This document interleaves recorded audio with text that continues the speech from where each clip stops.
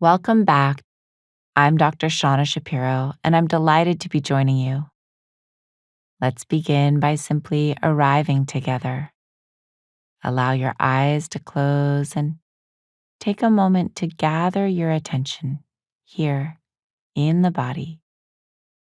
See if you can soften the body 5% more and rest your attention on the movement of breath flowing in and out. See if you can feel how the breath is oxygenating the body with each inhale and releasing with each exhale, bringing an attitude of kindness and curiosity to whatever's here as we invite in our intention for this time together. What is most important?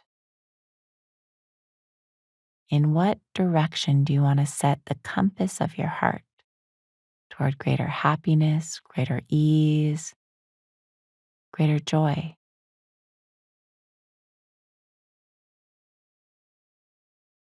And as you're ready, allowing some light to come back in through the eyes, stretch the arms above the head.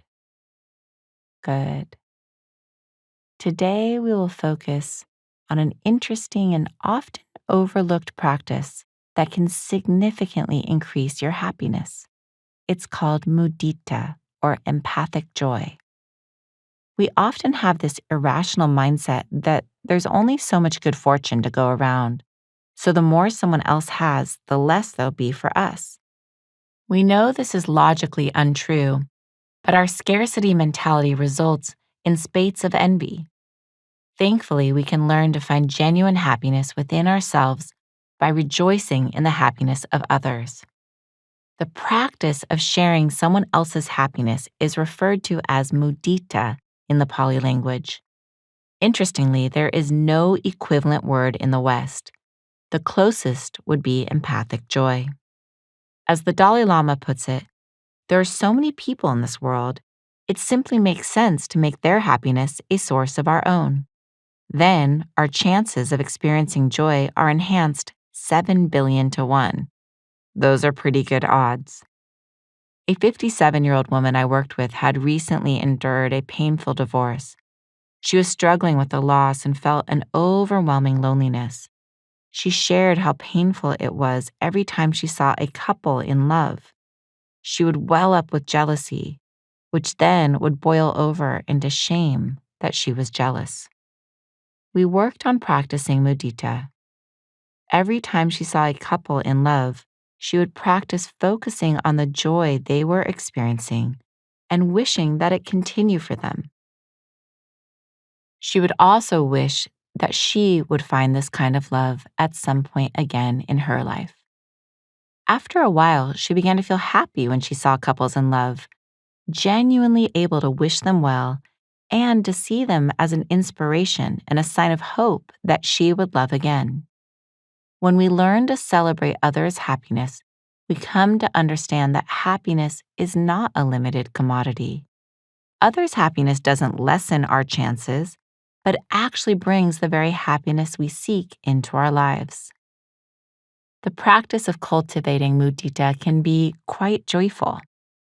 So begin by sitting comfortably and allowing your eyes to close, and reflect on someone who is experiencing joy in their life, experiencing happiness.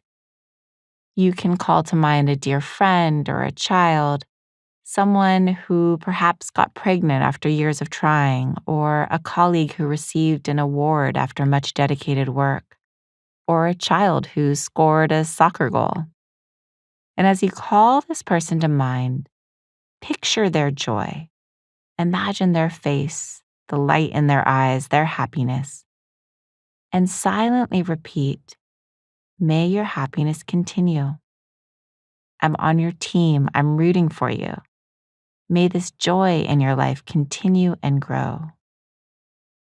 And begin to offer them your mudita, your shared joy in their joy. And then call to mind another person. and offering the phrases to them. You can call to mind people one by one and simply offer them your joy, your camaraderie, this sense of being on their team and rooting for them.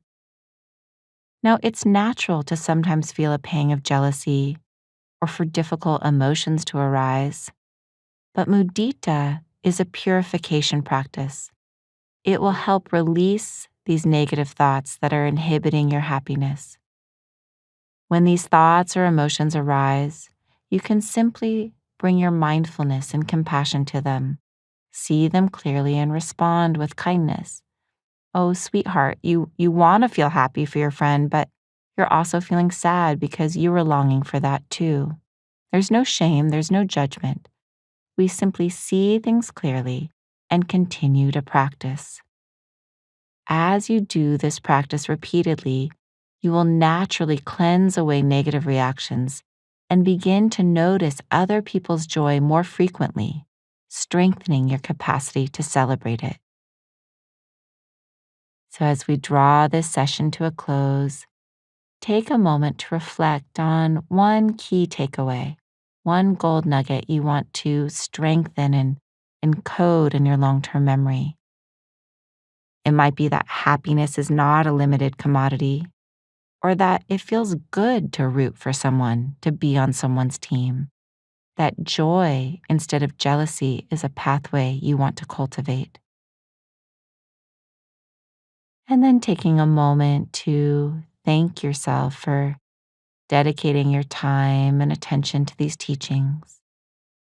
Feel the wholesomeness of this practice of mudita and trust that the seeds you are planting will continue to grow. I look forward to our next session together.